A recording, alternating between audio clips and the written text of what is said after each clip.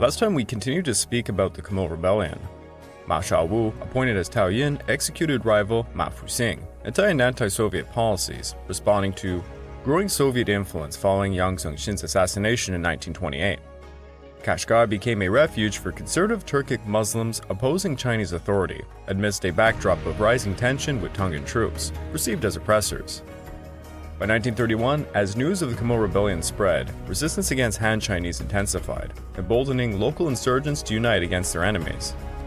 In May of 1932, Jin Shuzhen sought vengeance against Tsitsin Punsagyen, the Turkic Mongol regent, posting him under the guise of investigation. At a banquet, Tsitsin was executed, igniting fury amongst the Turkic peoples. As the Kumul Rebellion grew, rebel leaders like Ma Fuming and Ma Shuming united forces, launching assaults that devastated Chinese control. By March of 1933, Ma Xiaowu found his authority diminished, desperately appealing for British aid as rebellion spread, leaving Xinjiang in chaos. This episode is the Kumul Rebellion Part 3, a Game of Thrones in Southern Xinjiang.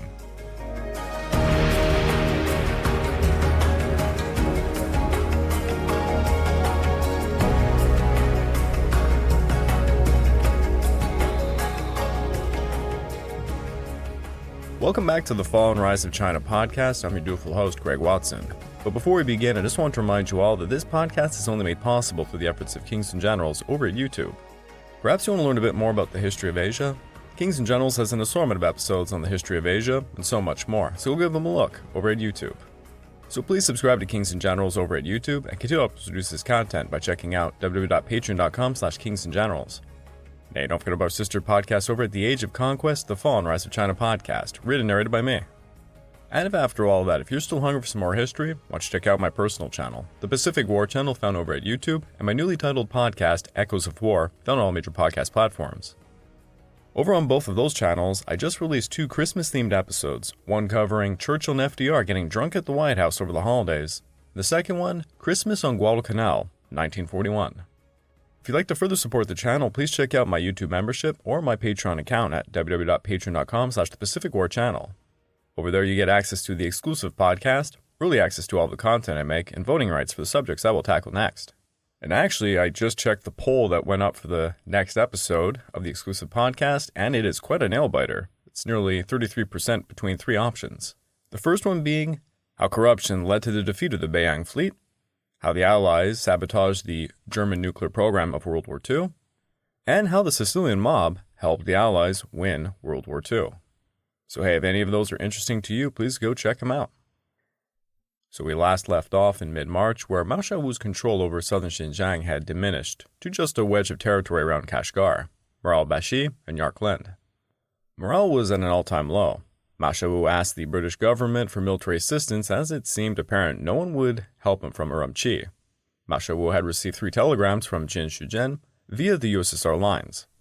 The first confirmed his position as commander-in-chief, the second relayed Jin's brother's death, and the third directed Jin's Kashgar representatives to remit a large sum of money to his personal bank account in Tientsin. Yes, that last signal must have been a banger to read. Despite reinforcements sent from Yarkland under Colonel Qin, rapid inflation went unchecked, and a sense of panic spread amongst the Chinese officials stationed in the region. In response, the Chinese officials began withdrawing into Yarkland New City, which was fortified with walls being hurriedly repaired and reinforced. Apparently heavy stones were placed all atop the walls to be thrown upon the rebels, and 500 dummy figures were placed on top of the walls to, quote, give the impression of a well-manned rampart. When you start making dummies for wall defense, you know you're gonna die. On March 21st, insurgent forces of Toktalangar advanced upon Yarkland. Colonel Qin's men made no attempt to resist the rebels and instead looted Guma and fell back using a little-known hill track bypassing Karghadik and Posgam, killing large numbers of Uyghur civilians for good measure in the process. The rebels advanced straight to Yarkland unopposed, seizing Karglik and Posgam in the process. Within both of these places, a number of Hindu moneylenders of British Indian nationality were slaughtered. Back in Yarkland New City, the provincial forces continued to bolster their defenses. By late March, a group of 150 Chinese troops who had fled the rebels at Kotan arrived with a further 300 showing up to the Oasis on April 2nd. During this period, Muslim insurgents had massed up along the eastern bank of the Yarkland River. They looked ill-armed and untrained as they forded the river during the first week of April. On the 11th of April, Yarkland's old city fell to a mixed rebel force from Kotan, Goon Lake, and Poskam, seeing roughly 100 Chinese who were still unfortunately outside the fortified new city massacred.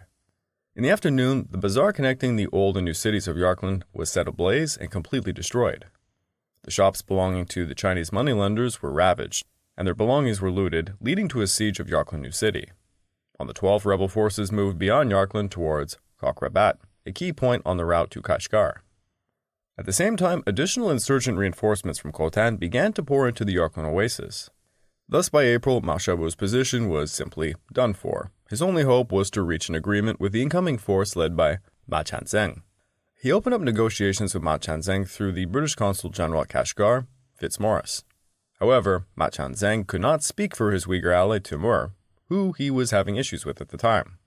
To make matters worse, the Kyrgyz levies began a mutiny on April the 5th at Sokon Karal, a Chinese fortified post roughly 65 miles northwest of Kashgar. This was followed by peasant uprisings amongst the Uyghurs at Urtush and Faizabad.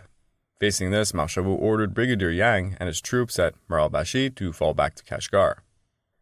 But before departing Maralbashar, Yang's troops burned and looted the town, after which, quote, they set out on their way to Kashgar with a large number of carts laden with refugees or loot, or both. But this proved to be the last straw. The troops made slow progress, and in the meantime, the whole countryside, incensed beyond endurance, rose against the Chinese. A bridge was broken at Karal-Yuglun, and while the column was halted, it was set upon by a vast horde of rebels. Karma was a bitch, as they say. Brigadier Yang was wounded during this ambush and taken prisoner by the rebels. Of his original force, that was around 1,000 men, it's estimated only 65 men limped back to Kashgar by the 27th of April. Meanwhile, the main bulk of the Kyrgyz mutineers advanced to Artush by April the 15th, from whence they menaced Kashgar, as other Kyrgyz groups attacked Kizil, Oy, and Ulukchat, and they demolished a Chinese post at Bulankul. With the dissolvement of Brigadier Yang's forces from Maralbashi, Kashgar was completely vulnerable and isolated. Ma Xiaobu was probably very anxious to reach an agreement with Ma Chanzeng, but still took the precaution of preparing for a siege. As the Chinese were soiling themselves awaiting the rebel attacks, suddenly a divide emerged between the Tongan and Turkic factions. It appeared Ma Chanzeng had become concerned over reports of Uyghur insurgents rising up in Kotan, who owed him no loyalty. So he decided to reach an agreement with Ma Xiaobu.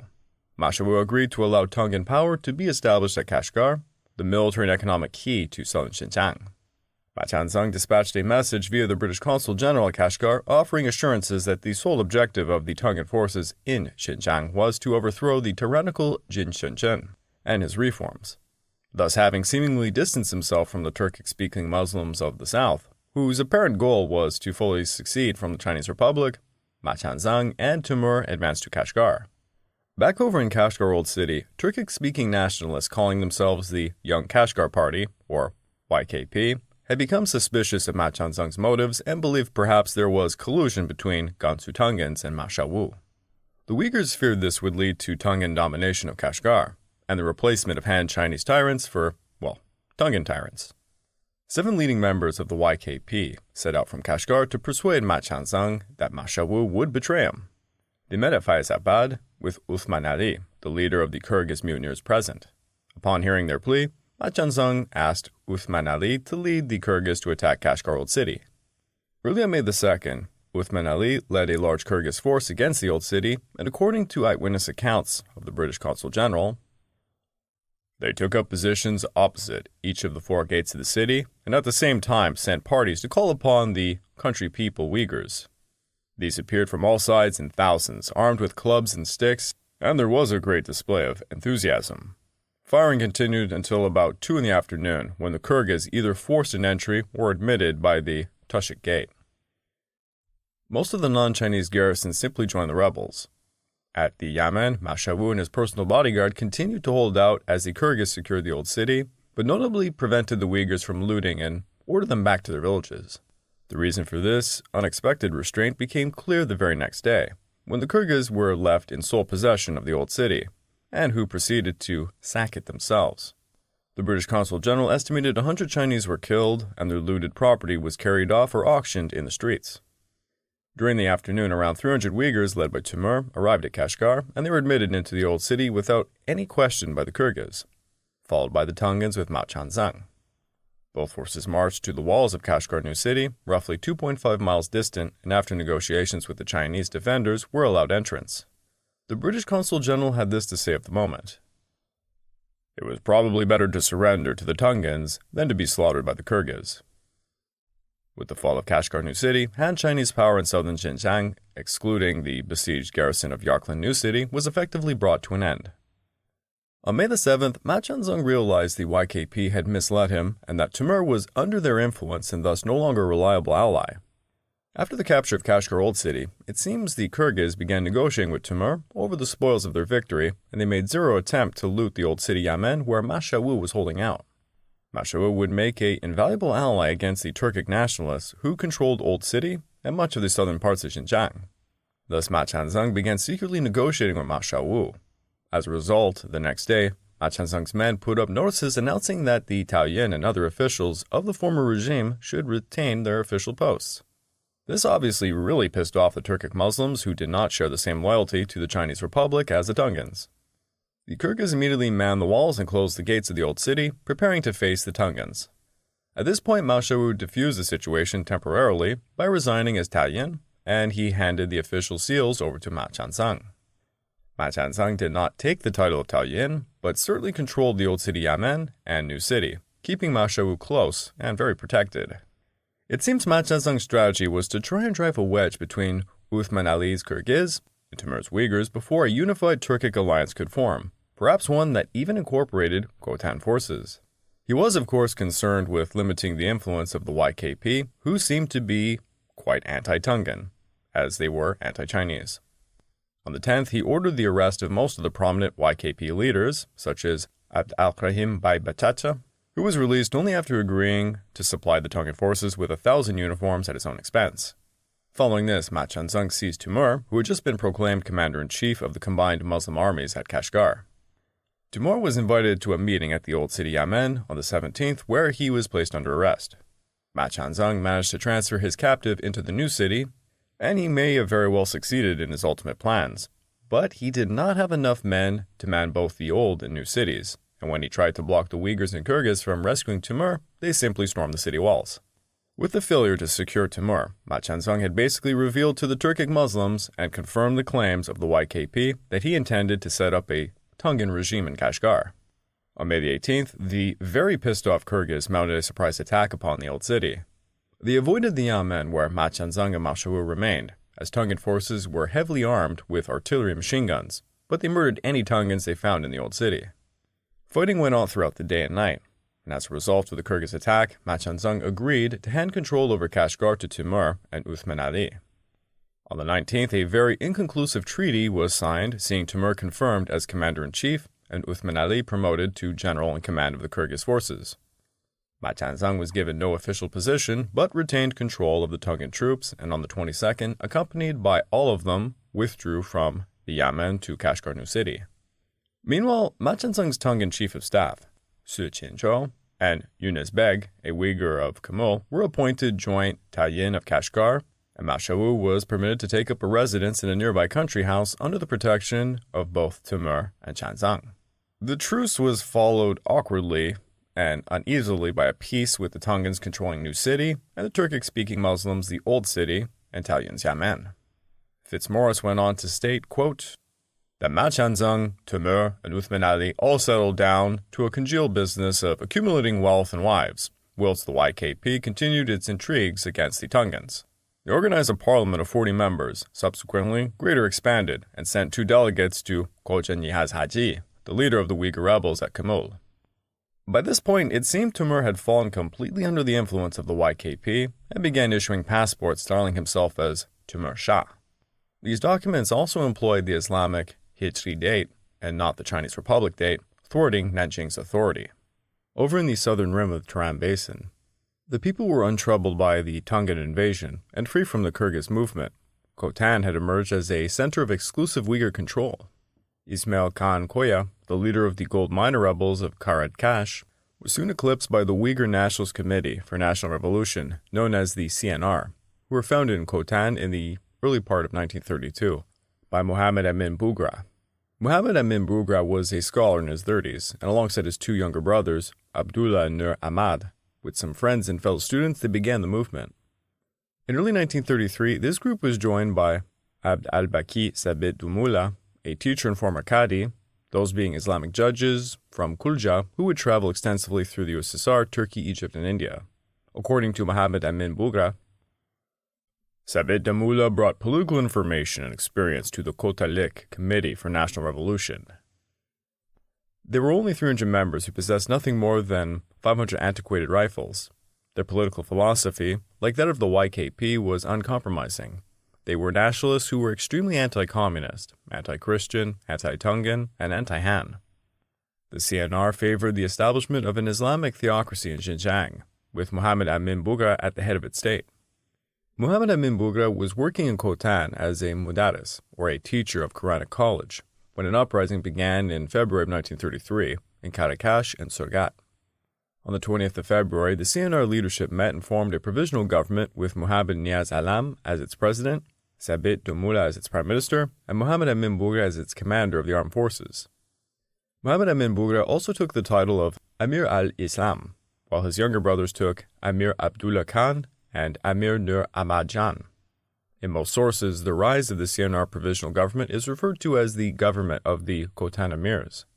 Their new government was religiously intolerant. As a result, when Kotan New City was captured on March 16th, the 266 or so Han Chinese were forcibly converted to Islam. Following that, the Hindu moneylenders were murdered and the Swedish missionaries were exiled.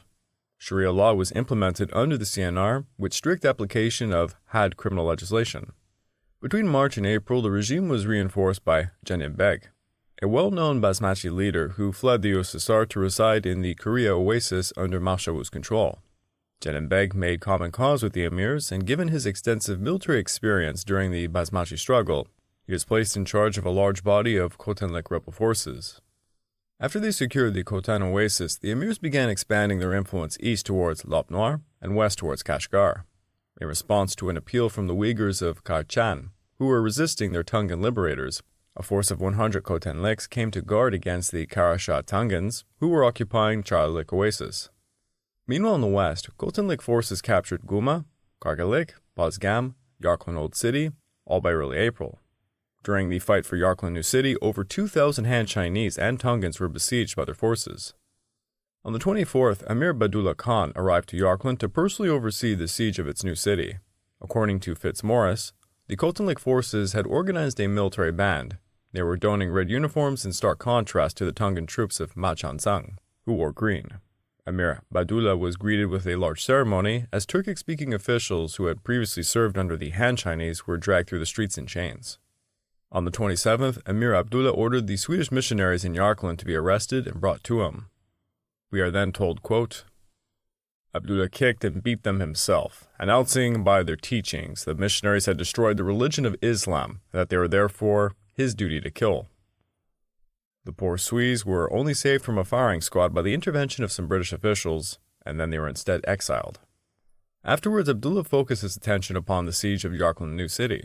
He ordered the water supply cut and for tunnels to be made to breach the walls. On the 27th, 3 delegates from Mashavu came to Yarkland and attempted to negotiate with Abdullah. Abdullah's response was to shoot a prisoner in their presence in what he called a, quote, a method to bring them to a proper state of mind. Then Abdullah sent them into the besieged new city to inform its defenders that their lives and property would be spared if they simply agreed to convert to Islam and to lay down their arms. The besieged Han Chinese, led by Colonel Chin, hastily agreed to the terms and on May the 12th prepared to surrender. Shortly before this date, however, the first Tongan and Turkic-speaking troops, fresh from their victory at Kashgar, had arrived. Believing victory was well within his grasp, Abdullah became openly hostile with the Tongans, and he made it clear to the newcomers that they were not appreciated. Faced with Kotan Lake hostility, these small but well-armed Tongans who owed their allegiance to Ma Chanzang, and through him Ma Chongying, entered the new city and strengthened its Tongan elements against the Kotan Lakes. Abdullah was shocked by this revelation, and his hostility also had the effect of hardening the Chinese Muslim troops. They even sortied on May the 18th, briefly attacking and capturing Altin and Kanga gates of Yarkland Old City, setting fire to the surrounding areas before pulling back to the new city. The Uyghur troops of Aksu and Kashgar, led by Haiz, a subordinate of Tumur, seemed to be keeping a neutral stance until the 22nd, when news of the Tongan-Turkic conflict at Kashgar reached them. Following this, the two Turkic-speaking armies of Yarkland cooperated in the siege of New City. Despite the cooperation, Haiz and Abdullah remained bitter rivals. Facing the united Turkic attack and realizing there was no relief efforts from Kashgar, the Chinese of Yarkland New City surrendered on the 26th, taking the original terms Abdullah had given them back on the 12th. The surrender would be incomplete, however, as the Tongans insisted on retaining their weapons and being allowed to go to Kashgar. The victorious Uyghurs and Kyrgyz took 540 rifles from the Chinese and divided the spoils. However, the men under Haiz notably took the best quality rifles out of the pickings. The defeated Chinese and defiant Tongans were divided into two groups roughly 1,000 each and given permission to go to Kashgar. Neither party would reach its destination unmolested, however. The first column was made mostly of Tongan cavalry. They were attacked and cut to pieces near Kazil. What became known as the Kazil massacre was performed by a group of Kyrgyz who owed their allegiance to Uthman Ali. Following the Kazil massacre, the Kyrgyz irregulars entered Yangi Hisar, where they killed all the Han Chinese and Tongans that they could find. The second column was attacked and looted before they even got out of Yarkland, but they did not undergo a massacre. When news came of the Kazil and Yangi Hisar massacres to Kashgar, Commander Su Qinzhou, the Tongan Joint Taoyin, departed the old city Yamen to protest the killing of fellow Tongans and joined Ma Chanzang in Kashgar New City. On May the 31st, the Uyghurs of Aksu rose up and expelled the few Muslim Chinese that remained in their oasis. The Taoyin that had been appointed by Mao Chanzang and therefore was considered too pro-Tongan was removed from his post and replaced by the leader of the Aksu insurgents, a Uyghur named Ismail Beg, whose loyalty belonged to the anti-Tongan Kotan emirs. Yes, there is a lot of groups at play in this episode. It's quite confusing. The fall of Yarkland New City and the massacre at Kazil and Yangi Hisar had not just signaled the final collapse of the Han Chinese authority in Southern Xinjiang, but also the alienation of Chinese-speaking Muslims from their Turkic-speaking neighbors. By the summer of 1933, the political power struggle in the south was now between the Uyghur and Kyrgyz factions led by Amir Muhammad Amin Buga at Kotan and the Tongan forces of Ma Chanzang at Kashgar New City. Excluding Ma Chanzang's forces, the struggle over southern Xinjiang was more or less fought between the rival Turkic-speaking Muslim factions at Kotan and Kashgar.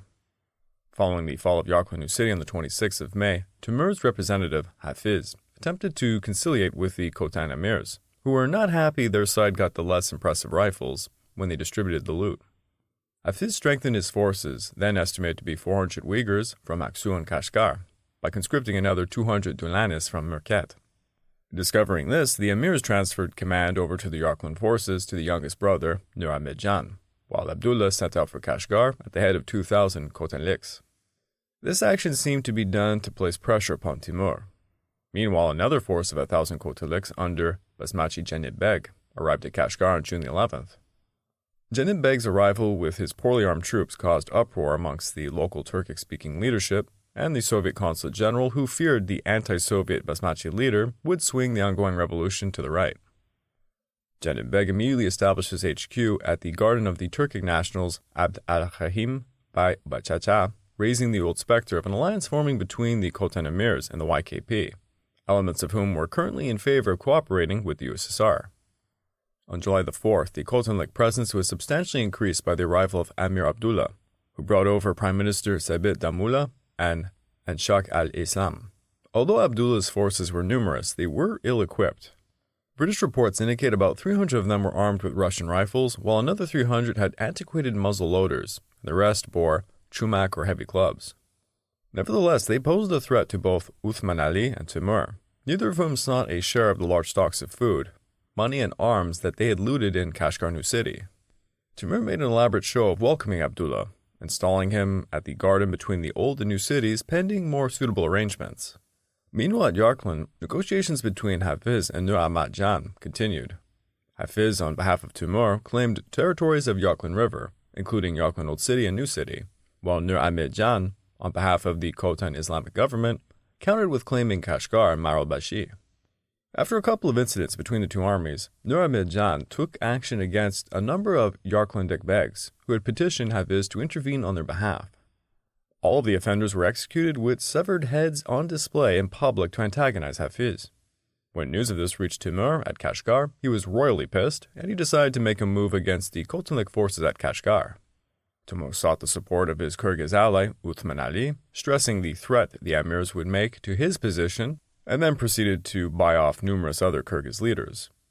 By mid-July, Uthman and his Kyrgyz cavalry prepared to return to the mountains above Kashgar, lulling the Kotanliks into a false sense of security. Then suddenly, on the morning of July the 13th, Tumur sent a force of 750 men to arrest Janib Beg. Abdullah was informed of this, and he sent 100 of his men to help Janib Beg out, but they arrived too late and found themselves likewise arrested. Following this minor success against Janib Beg, Tumur and Uthman Ali coordinated their efforts against Abdullah. They managed to corner and arrest him while disarming a large number of his troops. Realizing he was in imminent danger of getting arrested as well, Al-Islam Sabit Dumullah fled for Artish, and he was caught and quickly brought back to Old City Yemen. During all of these actions, casualties were quite light for both sides. On the night of July the 13th, Abdullah and Sabit Dumullah were placed under house arrest at the gardens, while Janib Beg was kept under close arrest. Now the new balance of power in Southern Xinjiang had been held at a conference in Kashgar Old City on July the 4th, attended by all the prominent Muslim leaders except Janib Beg and Machanzang. At the meeting, it was agreed that the entire Yarklan Oasis should be transferred to Tumur's control, while the Kotan Islamic government would be on the east bank of Yarklan's river. When the news of this agreement reached Yarklan, however, panic set in amongst the Kotanlik troops who had been ordered to withdraw from Yarklan New City by Haiz. Haiz moved quickly to exploit the situation, sending 200 men to hold the ferries across the Yarklan River and to cut off the Kotanlik retreat. He arrested Amir Njan and disarmed hundreds of his troops in the process. Amir Njan was imprisoned in Yarklan Old City, just as his brother Abdullah was in Kashgar. Shortly after this, in violation of the agreements made at Kashgar, Haiz sent his forces across Yarklan River into the territory of the Kotan government, and he captured the town of Goon on July the 20th. The major reverses of the Kotan emirs followed closely with the withdrawal of Machanzang's Tongan forces to Kashgar New City, leaving the victorious Uyghur leader Tumur and his Kyrgyz ally Uthman Ali well placed to expand their political control over the whole western Terent Basin. Such a feat could have been possible if both leaders were capable of cooperating against the besieged Tongans. You can literally hear that Game of Thrones music in the background. Uthman Ali, now taking the name Amir al-Muslimin, meaning Prince of the Believers, and Ghazi, Holy Warrior, was keen to attack Machanzang, who he had personal quarrels with. Tumur, on the other hand, was not keen on a full-scale war against his former ally. Thus, Uthman Ali withdrew from Kashgar to the hills on July the 18th. Shortly after his departure, on the 26th, a party of Khoja Niyaz Haji's officers, accompanied by 30 Kumul soldiers, arrived at Kashgar and presented Tumur with an official seal and a letter recognizing his position as the commander-in-chief of Kashgar. It's alleged Khoja Niyaz Haji's delegates pressured Tumur to attack Machanzang's forces in Kashgar New City. But Tumur still did not want to do so. But he agreed to invite Uthman Ali back to Kashgar to possibly perform joint operations against the besieged New City. Uthman Ali came back, but by August the 8th, he departed again as Tumur proved too reluctant to act. It seems Tumur may have seen the situation as an ideal one to eliminate his Kyrgyz ally, and to emerge the sole Turkic-speaking Muslim commander in Kashgar. In any case, he secretly formed an agreement with Machanzang, and he sent a large part of his army to pursue and disarm Uthman Ali and his Kyrgyz forces. How Timur's Uyghur irregular infantry would overtake disarming mounted Kyrgyz troops is anyone's guess. On August 9th, Tumur left Kashgar Old City by car to see how his men were faring. Shortly after, a force of 500 Tongans rapidly overran the ill-defended Old City. Tumur had made a fatal mistake. He was intercepted by Machanzang's men on his way back to the Old City, where he was arrested and he was shot without any ceremony. His head was cut off and placed on a spike outside the Idgad Mosque in Kashgar Old City. And that Game of Thrones music is playing throughout Southern Xinjiang, isn't it? Thus, as a result of the slaying of Tumur, the Uyghur forces were left leaderless. Both Janib Beg and Abdullah took advantage of the chaos and they escaped prison, fleeing southeast towards Yarklan. Mashawu likewise slipped away from his house arrest, fleeing to Machanzang. The Tongans made zero effort to garrison the old city, but they disarmed and plundered its arsenal. On August 13th, Uthman Ali returned to Kashgar, and he sent a message to Machanzang asking if his Kyrgyz forces could be given a share of the weapons taken from Timur's men. Machanzang refused to comply, so the Kyrgyz forces attacked Old City, capturing it easily by the 16th. During the battle, Uthman Ali's younger brother, Umar, was killed alongside 150 Kyrgyz when he failed to attack the walls of the new city. After taking Old City, Uthman Ali assumed Timur's title as commander-in-chief of the Turkic-speaking forces at Kashgar. But he did not enjoy the full support of the Uyghurs, and his Kyrgyz had no longer the hunger to attack the walls of the new city, eager to return to their lands in Tian Shan. Then two new and unexpected things happened. On the 26th of August, a Syrian Arab adventurer named Tufik Bay arrived at Kashgar. He was a charismatic character, claiming to be a descendant of the Prophet Muhammad, and had served for a time as an official under King Abd al-Aziz ibn Saud, and was a man who had formal military training and experience. 2 days later, the representatives of Khoja Niyaz Haji arrived to the Kumul delegation. They soon rallied the dispirited Turkic-speaking forces in Kashgar Old City, and they urged them to renew their attack against Machanzang. Uthman Ali and his Kyrgyz forces thus renewed their attack, aided by the Uyghurs who were rallied under Tufik Bay. Meanwhile, on the southern front, Haiz had found out about Timur's death. Thus, he halted his advance against the Goon Lake forces and he returned to Yarkland New City.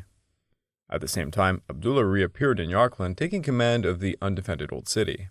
From this new base, he rallied the disorganized Goon Lake forces still in Kargalik. He began a siege of Yarkland New City, still held by Haiz, with a mixed force numbering about 600 Uyghurs and Dulanis.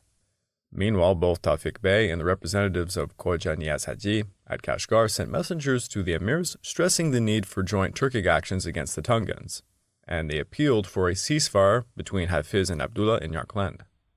On September the 26th, Yarkland New City opened its gates to the Goon Lake forces of Haiz and allowed the Uyghurs of Aksu and Kashgar to leave the oasis disarmed, but unharmed.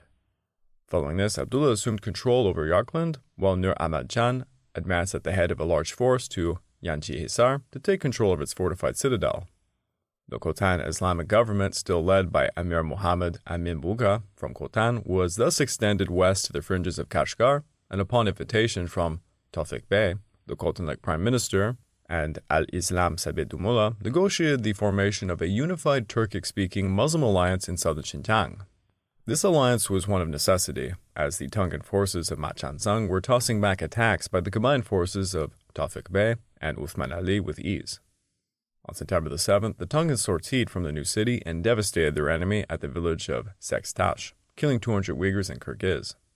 Tufik Bay and Uthman Ali soon received reinforcements, including Haiz and his 500 troops, 300 additional Uyghur recruits from Aksu, under the officer named Idris, and a rather mysterious force of 300 Andijani Uzbeks under the command of Satibaldi Jan, who was a 25-year-old Uzbek from Soviet Uzbekistan.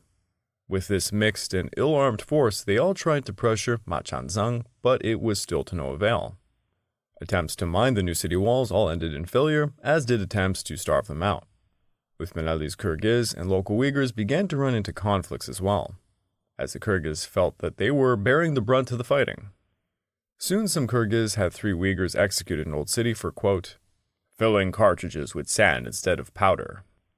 Other Uyghurs were hung publicly outside the Idgah Mosque for selling food to the besieged Tongans.